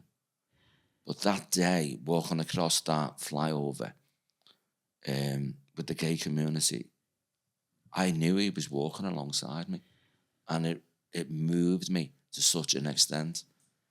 And he was telling me why he'd done what he'd done. Because I've been in the churches, and certain psychics and mediums will tell me they go to hell and all that, and that's a load of fucking bullshit. We come here to do something in life. And I got to the point where I started thinking by what he'd been telling me that he'd come and he was always going to do that. He was always going to take his own life, because that impacted on all these different people in the family. It had a massive impact on me, a massive impact on my mother. I knew it had a massive impact on my dad, though he never spoke about it. Did you ever speak to your mum and dad and Francis? And my sister, yeah, she's in spirit. Yeah, and my granddad. Does that put you at ease, Phil? Yeah, it does. It gives me the comfort knowing that they're there. I mean, sometimes they'll just pop in. They'll just pop in. It's like the way I experience spirit on a physical way. Can you imagine you've got your phone on vibrate, and it's on the table, and you've got your hand on the table, and you feel that vibration in your hand. Yeah. That's what happens to me in my shoulder. On my left shoulder blade, when that happens, I've got a lady in spirit. If it happens on the right, it's a male in spirit. So I get my mum at times. She's buzz, buzz, buzz in that side, and she's telling me things. And she doesn't tell her. She doesn't come because I ask her. She comes because I need to hear certain things. Do you ever get things in broken biscuits that you can't make sense of, Phil? So it'll be like certain parts of a message and you're like, what the fuck's that? And then like something else will come in, and then it might take you a little bit of time, couple of days, whatever, to put it together and make sense. And then it's like a light bulb moment where you're like, whoa, yeah, trying to say that to me or whatever. Or certain signs where you'll be living your normal day-to-day life and it'll be like, don't do that, or pursue that with everything you've got. Do you ever feel you get messages from the above or the spirit world that'll like guide you? Yeah. For the good or for the bad? Yeah, I can get it that way for me, but I can also get that for other people. Because sometimes... Or sometimes like you'll get normal people, say normal people because you're different in that sense, but I mean like where you'll be like, oh, fucking hell, lad, my nan was there with me there, you know, like you'd have that certain feeling of that person being there with you, like when something happened and it'd be like they were looking over me then. Or you might have a certain connection, there might be a certain place you go, and when you go to that place you feel that person there when they're not here anymore. Do you understand what I mean? Yeah. So like if I go in home and bargain in the Swan, I feel like my nan's with me, because I always went to the home and bargain with me nan, and I was always there with it. And I don't know, that place is just, there's a correlation between me there and me nan. You know what I mean? Or association. Yeah. Do you know what I mean? Yeah. Like there's certain places where I'll go boom from bang. I feel like, yeah, I'm there with that. I'm not with the person, but I feel like they're there in spirit. I know that sounds crazy, but you can understand what I'm trying to say to you. Exactly. Yeah. Is it like that, but just on a much stronger scale? Yeah. Frequency, vibration, whatever you want to call it. But no, that's a good analogy. That's a good way of explaining it. I'm quite fortunate that I know they're there, the comfort. It was like something about Everton and Liverpool. This will make you laugh. This is funny. For the last 3 years, I've had fucking copites getting in touch with me. You're going down, you shit, you're this, that, and the other. And then I've got people who are Everton, Phil, are we going down? Are we going down? Honest to God. So... What lottery numbers are coming out? And that? Exactly, yeah. Questions. I've been asking for that, but they're not going to give me it. But I went to watch the Everton and the Burnley game at Turf Moor. I watched it in my brother-in-law's, and he's a copite. Spirit came down and said, go to Anfield, stop doing this to yourself. And he said, no, I've tried that one. So we get beat 3-2 after winning. We're 2-0 up at half time, pissing it, and we get beat 3-2. Sean Dice is their manager at this stage, right? This is 3 years ago. So comes home, and where I live in a block of flats, so walks up the stairs, gets by the front door, remember the words, because this is important, and it walks into a spider's web, but there's no spider's web. I'm just covered in, feel it all over me. Now, I want to explain that, but that's not the message. Spider's web that you feel like something's all over your face, that's when the spirits are in your face, okay? And the thoughts you're having are not your own. They're planting thoughts in your mind. So they're telling you something you need to know at that given time. So I said, okay, who's this? And I got Dad. I said, well, you're not my dad. Don't recognise you. And he says, my daughter's coming to you for tomorrow at 10 o'clock. I've got no one in at 10 o'clock. She said, well, tell her, up the toffees and we're not going down. It's her birthday tomorrow. So I said, okay. So goes in, locks the door, looks at me dad, he's not there. Within 5 minutes, I got a text message. Hiya, Phil, sorry to disturb you so late at night. No luck again with the toffees this year. We're going down, aren't we? Is there any chance you could fit me in the next couple of days? I said, how about 10 o'clock tomorrow? And she says to me, yeah, that's good for me. I said, happy birthday. And she went to me, how do you know it's my birthday? I said, because your dad's here. Your dad's told me it's your birthday tomorrow. And he's telling me to tell you we're not going down. So 10 o'clock comes the following day, does the reading. She verifies it's her birthday. And she turns around and she's crying. She's in a bad place. But it was comforting, the things that come through. Only a dad could say and do these things. Mm. So that season, we didn't go down. So then we get to the Crystal Palace game. I've got tickets with my son and a family member. So we're there beforehand. And these two fuckers are talking about championship football. And I'm like, what do you mean, championship football? We're not going down. Oh, well, you never know. I said, I've just told you we're not going down. So we go to the match, half-time, fucking 2-0. We're getting beat 2-0. And they're saying to me, what were you saying, Dad? I said, we're not going down. So there's this fella, about 41, sitting down with his head in his hands, baldy head. And I just put my hands on his shoulder and I said, look, kid, it's a game of two halves. We're not going down. So he turns around and he's so aggressive. And I said, it's okay, but we're not going down. So goes down. All at that time was to go to the toilet. Couldn't have nothing to eat. Back up. We're in the main stands in the corner, right up. So we get there. Second half starts 2-1. 2-2. Fucking pitch invasion. Next minute, starts the game again. 3-2. Game over.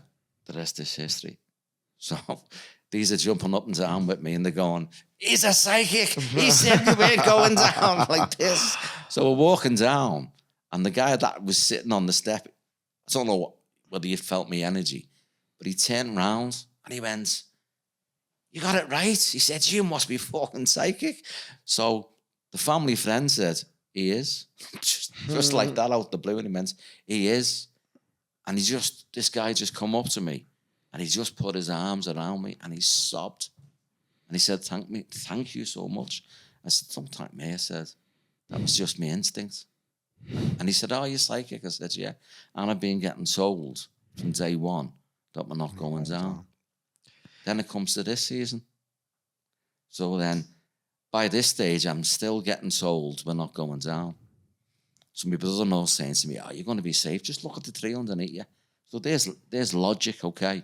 But I'm looking at our fixtures, including the fucking derby, and I'm thinking to myself, where are we going to get these points? Mm-hmm. So I think we played Liverpool on the Wednesday, Brentford on the Sunday, and we played, I can't think who that was, on that Sunday. But we just got beat 6-0 by Chelsea. After that, shambolic, I thought, where are we going to get these points? And then they get these 9 points and we're safe. And the rest is history. But I was saying to my brother-in-law, I don't know where we're going to get these points from. Found them. Yeah, and we did. And it was like, and even the derby when, I'm sorry to say this, the best team turns up. But to do it in the way that we did, and after the season that we've had, and I'm going to make a prediction to you. I felt this about 5 years ago. Go on. Our time's coming. Liverpool are going to win the league. But I think it's going to go back to the 80s where it's going to be, we're going to be the capital of the football universe again. Everton and Liverpool are going to be like it was in the 80s. In the 80s, I remember watching Liverpool, the Kennedys, the Graham Souness, the Kenny Dalglish, Kevin Keegan. I remember this year in, year out, watching Liverpool take Europe by storm. And I was never jealous, but envious. But then we got our team, Howard Kendall turned it round, and it was amazing. And we were up there with the Copites. But it was great to be a Scouser. And the rest is history. But that's coming. Bramley Modoc, that's coming. I've agreed with a lot of stuff said on here, Phil, but that one, I'm going to have to agree to disagree. In terms of skeptics and stuff like that, do you get a lot of that? A lot of non-believers, a lot of people who go, what a load of shit, blah, blah, blah. I don't get a lot of them, but I do get them. Some of them. This is going to surprise you. On the few occasions I get men coming, because it's mainly female-dominated, yeah, the men always get the best readings. Do they? It's like, and this is a great story. What happened? He goes to bed this night, and I've got this fella coming for a reading the following day. It was on a Sunday, and I'm dreaming all night. And in these different dreams, I'm with the girlfriend of the time, and me and her are sitting in the country having afternoon tea with the Queen. This is in this fucking dream. And in this other dream, I'm driving a double-decker bus from one end of Liverpool to Speak and back. I can't drive a fucking bus. I can drive a car, I can't drive a bus. And I'm thinking, what the fuck? What's the dreams? What are they trying to show me? So I Googled the dreams, had a word with my mate, got an understanding. It had nothing to do with me. So this fella comes and starts the reading, and I said, you've come for your dad, haven't you? And he said, yeah. I said, you skeptic? And he said, yeah. And I said, I'm okay with that. So it tells him about the dreams I had. And he says, well, my dad drove the buses in London, and he had afternoon tea with the Queen. Wow. And I was thinking, what the fuck? And it was like, this guy was moved to the point in the reading, because it's not that he had a bad relationship, but there was a lot of things that weren't spoken. And if you haven't got the father figure that either you want or you expect, you question. If you haven't got a role model like that, you question, your whole life, why you're here, why that happened, why it didn't. And this was a really down-to-earth young man. It's like I could feel he was a good Yeah, head. you knew. Yeah. And the way that dad come through, I just got the feeling he was here, there, and everywhere, and you couldn't pin him down. And this guy lived in Liverpool, but his dad was in London. So why? Yeah, exactly. But he got a lot from we'll call it a sitting. He come from his dad, and he got answers. And I said, have I given you a lot to think about? And he said, yeah, more than you realise. He said, but in a good way. You've given me answers today that I couldn't have got when my dad was here. Yeah. And there's another thing. Yeah, because they wouldn't have answered them questions for them. Yeah. I mean, they're being fallen on deaf ears. And something I wanted to put in before. You know when people do you down or they do you over, and we all want, even in just relationships, loving relationships, we want someone to say sorry. Now call this me age, call this me experience. If you do me down, Jack, if you can't say sorry to me, it doesn't mean to say you're not. I look for sorry in a different way. If you can change your behavior, if you can do something different, if you can show me in your actions that you're sorry, you don't have to say the words. Sorry is an action. It's not just a word, is it? We can all say it, but if you don't mean it, it doesn't carry no substance. It doesn't carry no weight. But if you change the way you act or your approach, and sometimes people won't say sorry, but you know they are sorry because you see how they've altered their lives or how they've done something, you know they don't want to do that again or they don't want to go there again. And I think we all do things we regret. We all do things that we shouldn't. We all sometimes say things we shouldn't, and sometimes we do feel apologetic for them. We do feel sorry, and you've got to learn. You've got to try to adjust your life and try and make sure you show it more than say. Yeah, because with sorry, for some people, it's easy to say because it doesn't mean nothing. They don't mean it. But then there's other people that can't say it for whatever reason, but they can show it. And I'd rather have an honest change behaviour than a dishonest, I'm sorry. And I just felt, that's been in my mind for a while, in different things that we've said. I wanted to get that across. It's like, and that's the word acceptance. I mean, last year, when we spoke about cycles, I was 63 on the 19th of December, 6 days before Christmas. Same birthday as my son. Oh, okay. He's a good egg then. And he's 7 now. Okay. Great stuff. I ended a cycle and I begun a new one, which is ironic. You've just said about your son being 7. I was 63, so I've just started a new cycle. That was the worst birthday I ever had. Worst. You see, for me, I don't look forward to Christmas, but as soon as my birthday's here, I'm in Christmas mode. And when I was a pisshead, I used to celebrate my birthday every day for the following week. That's the way it was. But as I got older and I didn't do those things, I dread Christmas. But once my birthday was here, I was looking forward to Christmas, still that way. But I knew this birthday and this Christmas was going to be shite, but didn't know why. And then I found out. And then I started the year in the same vein. And I got to the stage early in January where I couldn't see any future for myself. And that's not a nice place.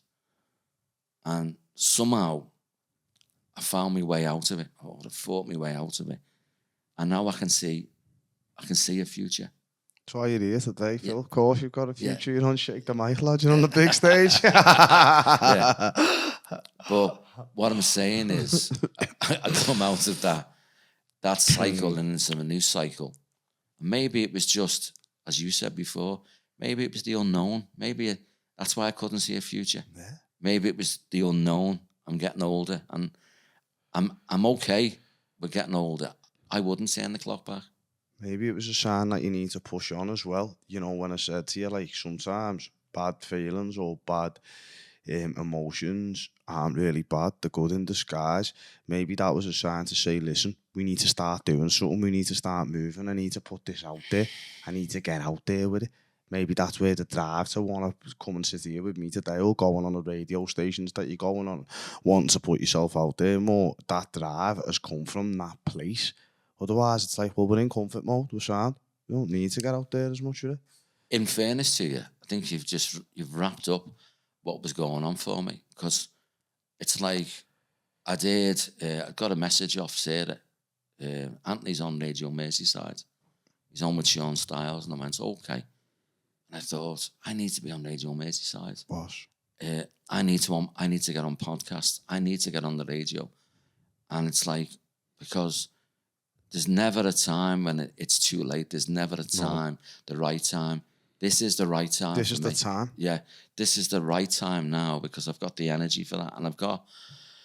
Everyone's got different timelines as well, Phil. So sometimes people start comparing their timeline to someone else's.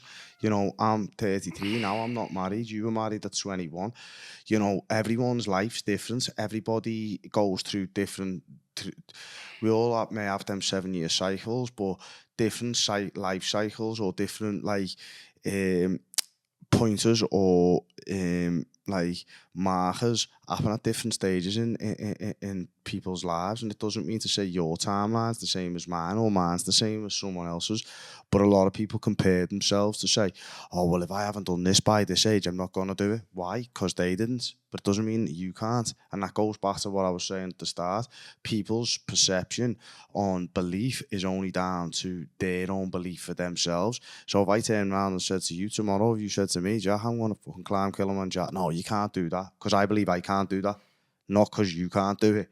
I don't know what you can do. It's only you who knows what you can do. That's but right. A lot of us use other people's perceptions of their own beliefs, and they pass that on to us. And it's like what we were saying earlier on about when you're watching the telly and whatever you're getting back through that screen, you start to believe it. Well, if you're around people who've got them certain beliefs, or that's their benchmark, or that's their own expectation of themselves, well, that's theirs, but it's not yours.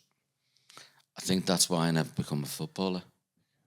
Well, now you've got to use that as well, that thing in your life, Phil, where that was that experience where you said to me, sometimes you can use these experiences to say, yeah, well, I missed that boat, but I'm not going to miss this one. So I'm going to get out there and I'm going to make it happen. I'm going to believe in myself, because this is the time. This is my time now. This is my time to shine. Well, let me share. No, next year when you're in the fucking Empire, Phil. I want to take it. All right, you can keep me to that. But there's this comparison I'm going to share, because where I'm at in my life now, I don't compare myself to anyone. That's great. Because if I do that, I mightn't get out of bed. No. It's like, and through past experiences, when I compared myself to other people, and it didn't happen. But this comparison, there's a reason behind what I'm going to share with you. Yeah. There was a famous medium from Liverpool called Derek Accorda. I know that. Okay. Derek Accorda. Yeah, used to be on the telly. Yeah, you hear what happened to him. But before that, he played for Liverpool Reserves. Never made it. Didn't know that. Yeah, played for Liverpool Reserves. Didn't get it to the first team because of injury. I think it was a knee injury. And I remember, and this was before I was doing what I was doing. Didn't have no awareness. We just had BS Sky B. So instead of terrestrial television, we had this cable satellite television. Yeah. And I don't know whether my dad had it or my brother-in-law had it. And I remember switching this, and it was called Granada Breeze. And there's this fucking fella talking about dead people. And it was Derek Accorda. And he fascinated me, and I didn't know why. He fascinated me. And then when I started doing what I'm doing now, people will go, do you know who you remind me of? Derek Accorda. And I went and said... Do you know what's strange? Yesterday, someone said to me, we're getting on your podcast tomorrow. I said, Phil Smith. And he said, who's Phil Smith? I said, he's like Derek Accorda. Okay. Well, people were saying to me, you remind me of Derek Accorda. You're the next... Derek Accorda. Do you know what I said? I said, no, I'm not. Oh, I said Derek Accorda. No, I said, I'm the first Phil Smith. It's true. Yeah, I didn't say it was better. Yeah, Derek's in his lane and you're in yours, and you do you, and that's that. But now he's over there. But the comparison is, I didn't make it at football for different reasons. He didn't make it to the first team for different reasons. He went on to be a medium. Because that was his path, and that was the path that was meant for him, and maybe that's the path that's meant for you. And if it's not the path that's meant for you, you're going to find out, because as we said earlier, what's meant for us won't go around us, Phil, and for whatever reason, sometimes we can't see it, but there's fate, and I'm a great believer in what's meant for you is meant for you. And that's why sometimes at the time you think, oh, why didn't I make it as a footy player? Because you weren't meant to for whatever reason. Maybe this was your path. Everyone's got their own path. Everyone's got their own thing. And sometimes you know when you're not playing to your strengths, because if you're doing something, even if you're okay at it or half decent at it, it doesn't resonate with you deeply in your soul. You're like, nah, there's something amiss here. There's something not right. Where when you're on the right path, I believe you know you are, because it's an intuition inside yourself. That's true. That's like, this is what I'm supposed to be doing. You just follow it. You follow that in a compass, innit? Can I pick that up? Do you remember I said to you, there's certain times of every year when I don't want to do this. Yeah. I get overwhelmed by it. And I don't want it's a story, but my guide said to me, you're not going to be like Derek Accorda. You're going to be a cross between the American psychic, John Edward, and the motivational speaker, Anthony Robbins. Tony Robbins, man. What a guy. Yeah. And look at what he's worth. Millions and millions. But the point I'm making is, maybe the struggles I've had in being a medium, maybe it's not about being that at all. Maybe it's about, because I stand up on a stage, I do shows. Do you? Like, can I come to you and I'll give messages? But in what I do, and what I've always wanted to do, is to motivate people. And maybe that's what I'm saying, maybe it's not about mediumship. I'd love to get into the corporate world. I'd love to share my knowledge and my wisdom and my understanding. And you see, what I do, where I'm different from, say, a spiritualist, I'm not here, not even with you, Jack. I'm not here to prove anything. I'm here to share. Spread the message. Yeah. And hopefully impact the knowledge that I've gained over my lifetime. That's to help others. You know, like I spoke about my brother. You seen I got... Yeah, I've seen you get emotional. Yeah. But when you've called Phil the Messenger as well on your socials, and I'm thinking like, yeah, bringing messages from the spiritual world into this world. Maybe it's not even that, Phil. Maybe it's just to pass a message on. Maybe it's to enlighten people, to motivate people. And the only way you're going to know is by exercising them things and seeing what happens and what feedback you get. You know, where people entertain, where they motivated, where they... Did you do something? You don't know till you get up there and you have a go. That's what I feel. I'm not saying that I don't love doing my mediumship and I don't love doing my readings. What I'm saying is I feel there's a bigger message that I'm supposed to give and I don't know what that is. You're finding it now? Yeah. How can people reach out to you, Phil? How can they get in touch with you if somebody wants to get a reading or if somebody wants to book you? How can they go about that? There's different platforms. There's obviously... You can get me by my mobile. Shall I give that out? Yeah, go ahead. Fire away. It's 079 58 33 4823. That's straightforward, isn't it? Yeah. I'm on Facebook as Philip Smith. I'm on Instagram as Phil Smith 247. And I've got a website, as Jack's just said. It's Phil the Messenger. At philthemessenger.co.uk. We'll pull a link up for that for you so that people can click it if they do want to go and check it out and have a little look. Before we go, would you like to do a shout out to anyone or a shout out for anyone? I never thought. You don't have to. If you don't want to. I'd like to give a shout out to you. Shout out to Aunt Russell. Shout out to Taito. You call him Taito. I know him as Anthony. Yeah. And Sarah. Yeah. If it wasn't for them, I wouldn't have met you. Yeah, you wouldn't be on here. Yeah. He's a top lad, absolute top lad, and he's got a new album dropping soon as well. I'm gonna get him back in. We'll have a little sit down and a chat about it. And maybe he can lay one or two of his tracks on us as well. He's a really nice lad, isn't he? Top lad, got loads of time for him. Yeah, and this new album that he's got, it's different. And he's passionate about this. I loved By the River as well. I thought that was a decent album. I had it downloaded and all that. That was a belter album. So yeah, I'm looking forward to it. Is there anyone else you want to do a shout out to before you go? Do you know who I would love to give a shout out? Go on, fire away. To my sister. To my sister, Angela Newton. She tells girlfriends... Even the wife, when I got married to the wife, and we're divorced now, she told her how I used to piss up her back in the bed. She never let me down, do you know what I mean? And they pull the photographs off where you got goofy teeth and things like that. But joking aside, she's been through with me through thick and thin. Amazing. And she's struggling with her own health now. So I'd love to, my sister, Angela Newton. Shout out to Angela, man. To Angela and to her husband, Peter Newton, okay? Yeah. And to all my family, me kids and me grandkids? Well, I'd like to do a few shout outs before we go. I'd like to do a shout out for my own company, Green Lane Blinds, because without them, the podcast wouldn't be possible. Also, JT Medical Aesthetics, who are a local aesthetics company. They're on board with us as a sponsor now. John, top lad, great lad. And also, Gratitude Apparel, Matty.